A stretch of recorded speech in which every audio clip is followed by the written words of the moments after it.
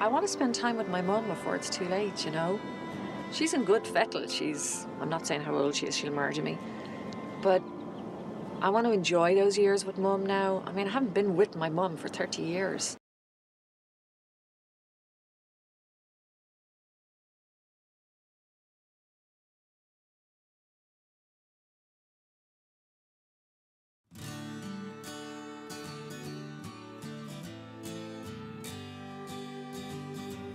My name is Gerard Ward. I'm 26 years old, born and raised in Dublin, working as a paramedic for the last 5 years.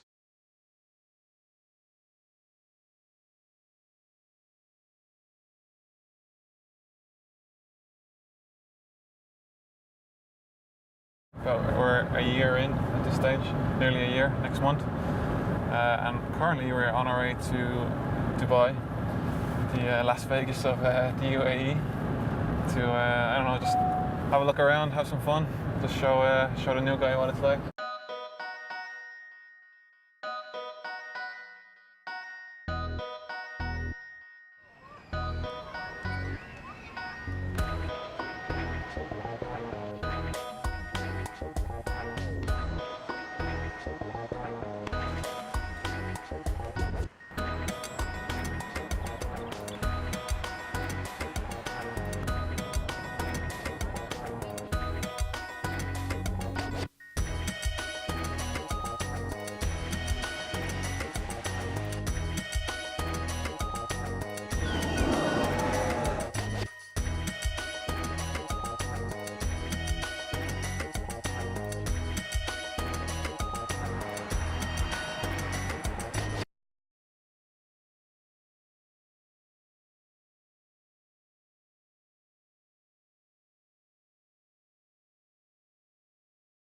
It's a feeling like nothing else. It's like emptiness. What it is, akin to what you don't get anymore, seasickness. There's no doctor can give you a pill or prescribe anything for you. It's a deep down, gut-wrenching feeling. Yeah. And you get depressed. I did. We used to say, Brian and I, the happiest people in Ireland are the people who never left it. That's the truth, because they don't know what homesickness is. Having experienced that, it's the worst kind of sickness. And yes, you do feel sick in the stomach, really sick. Nearly every night I'd say I cried. And my mother would ring up. And of course, as soon as I heard my mother's voice, I'd be crying, you know. And she'd say to me, just come home, Mary, you don't have to stay there, you know, just come home. But I didn't, and I couldn't tell you why I didn't. That first Saturday, listening to me hollow hair on the radio, if I had there and then been near the boat, I think I'd have been on it and gone back. Perhaps you do come to terms with it, because inevitably you have to either stay here and come to terms with it or go back. That's the choice you have. Over the years, it gets less and less and less and weans off, but it never leaves you completely.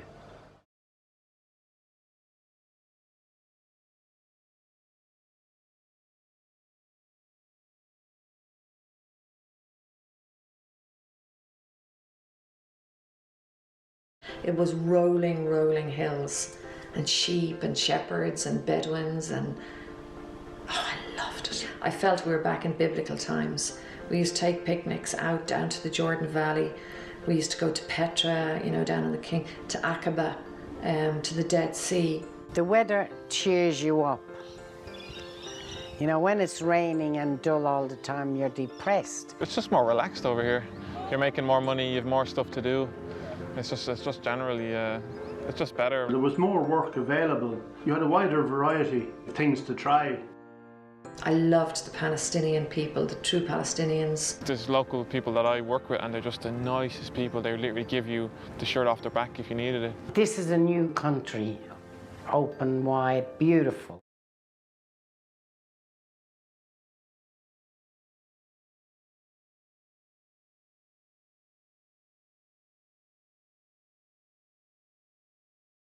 Brian and I were pretty good mates. We played golf together and we went away on trips together. And it wasn't until after Brian had passed on that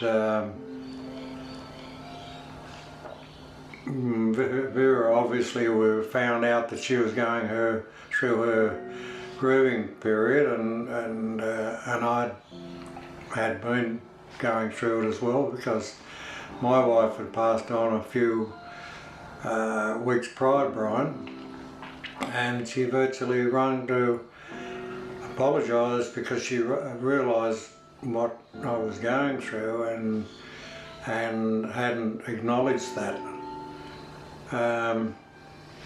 And from there I found that she wasn't going real well, and I thought, well, we are friends after all, and I offered to take her for a run in the car to try and get her out of that big house of hers that was getting her down.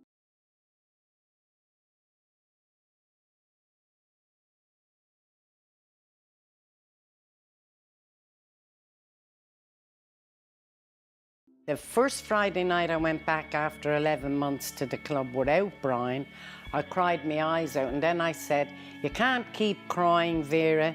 No one wants to know you when you're down and crying all the time. So I had me few tears because I missed Brian. Graham would get up, pull out the chair and sit me down, now what are you having? And I felt whole again that night, and then that continued every Friday night, and he'd buy me a drink, and then we used to play footies under the table. At our age, footies under the table. That brings back memories with Brian and I when we were young too, when we were visiting each family home. And he lights my life up now, and I'm not afraid to say it. And I'm sure if anybody has been through what I've been through, they are the only ones that understand. I feel I've got a second life of living, where before I thought I didn't want to live. He's just been a beautiful man for Mum and the company, and given her a little new lease of life, and that's all you want to see is your mum and your dad happy. You'd never be lonely, but I'm not lonely because if I was really lonely, Graham would come for a couple of days and do stuff around here for me. Yeah. I would have been lonely. Would have been bloody terribly lonely, I would have.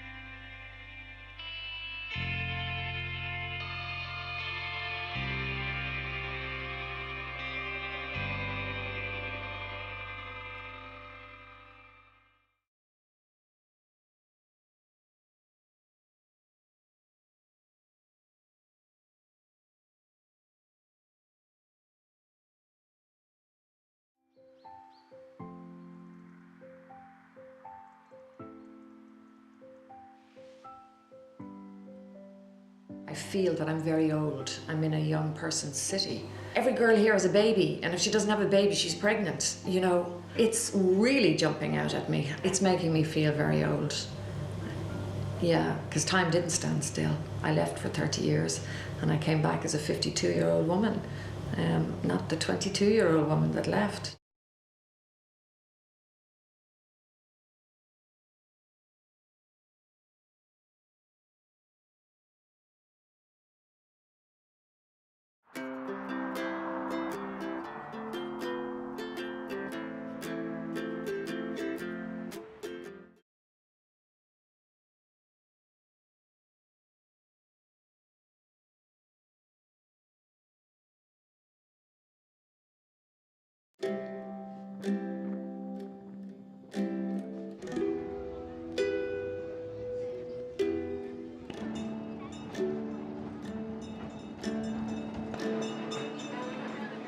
Take you to the forest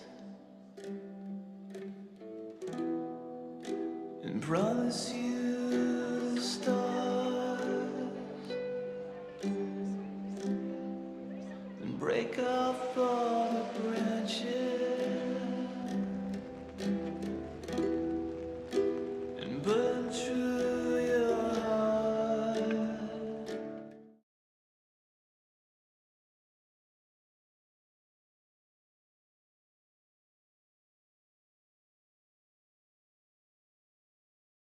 Enjoy life. To enjoy everything It's too short. which is humanly possible. It's a very short life. It's too short for grievances and arguing. Life's too short for that. Enjoy every moment. We're a great race. The Irish are there's no one like the Irish, believe me. And everyone else thinks so too, you know? I'm Irish. I'm very proud of it. Always have. Oh God. And always will. There's no ifs, ands, or buts, ever no take question. away. No, never. No. That's it. I've been very, very, very proud of being an Irish person right through the 30 years I've been away. And being that person has opened doors for me. I can't tell you how many places. We were Irish and always were, and would never, it was never a question of not being Irish, if you know what I mean. I'm proud to be Irish. Like, in Dublin's my home. Like, it's like I said, where I was born and raised, and I want to come back to. Like I said, you can't really put your finger on it, but just everyone knows it that's here, you know. And I think you lose a bit of that when you go away, you know. I've done a bit of travelling and I've seen some very nice places, exotic places, and you thought, nice to live here, but Ireland is different. Ireland stands out because of the people, hospitality, the surroundings, everything about Ireland is unique, no question about it. It's just something about Ireland that you never forget. Yeah. Now, you wouldn't leave, would you? See?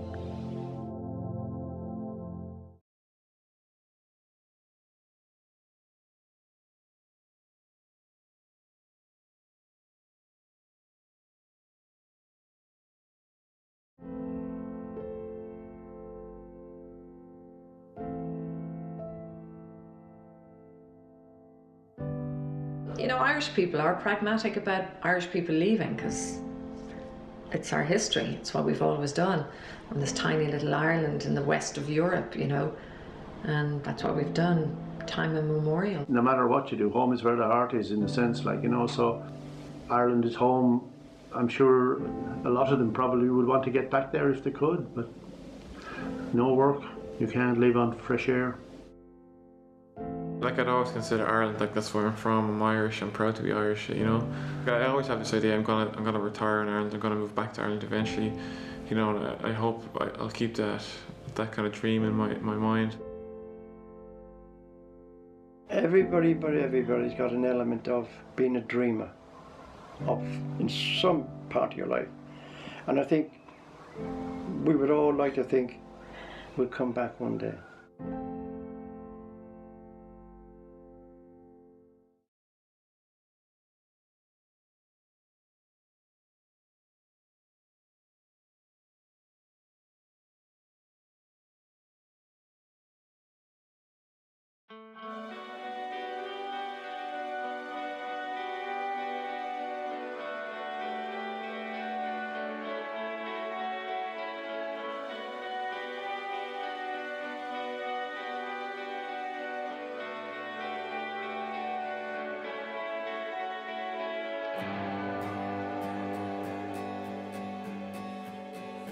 jet stream, sticking tongues at me. Why can't I take these trails and find peace before I leave the ground? Blow a kiss and turn around, that familiar pain. Who's to say we won't find a way? Stay forever, stay forever, stay forever. Stay forever, stay forever, stay.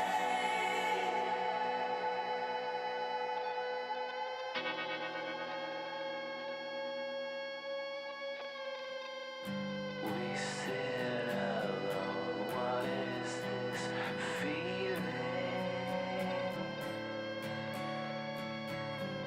If love is lost, can we be found?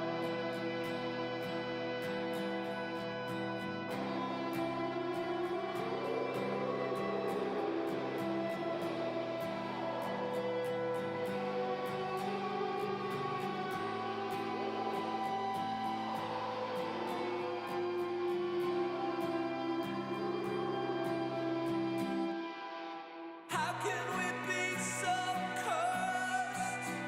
Are we getting what we deserved? Throwing caution to the breeze, bringing us to our knees.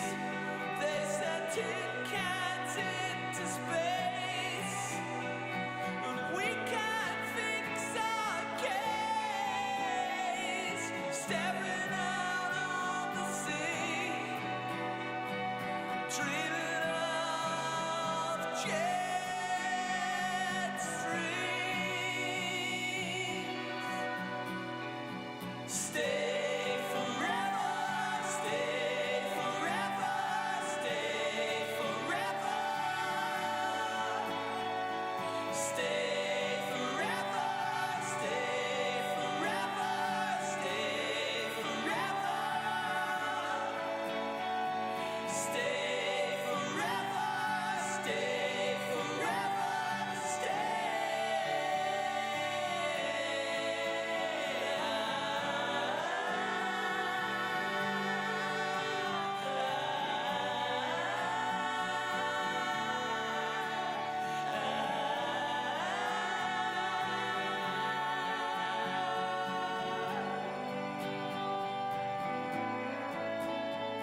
stay.